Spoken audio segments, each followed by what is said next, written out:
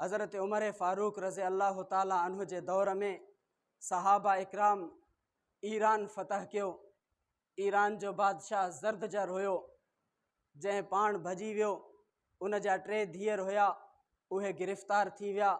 सहाबा इकराम उन्हनि खे ईरान खां मदीना मुनव्वरा वठी आया आहिनि।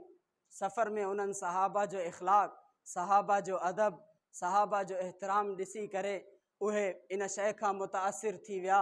3 भेनरूं पाण में मशाविरत कयूं त असां कलमो पढ़ी करे इन इस्लाम जे अंदरि दाख़िल थींदासीं, जेको इस्लाम इन्हनि खे एतिरी तरबियत ॾिनी आहे।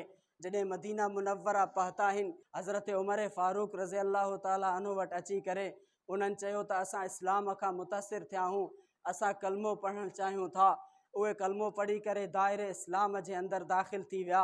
हज़रत उमर फ़ारूक रज़ी अल्लाह ताला अन्हु हज़रत अली खे घुरायो, चए अली, हज़रत हसन जी तूं शादी कराई, हज़रत हुसैन रहियल आहे, ही बादशाह जी न्याणी आहे, इन जे लाइ जेको घोटु हुजे उहो बि शहज़ादो हुजे, त हज़रत हुसैन जे लाइ असांखे इन खे परिणायूं। त उहा ज़र्दजर बादशाह जी धीउ हुई, जेका शहरबानो, बाद में ग़ज़ाला उन जो नालो रखियो वियो। उनखे हज़रत हुसैन रज़ी अल्लाह ताला अन्हु जे निकाह में ॾिनो वियो।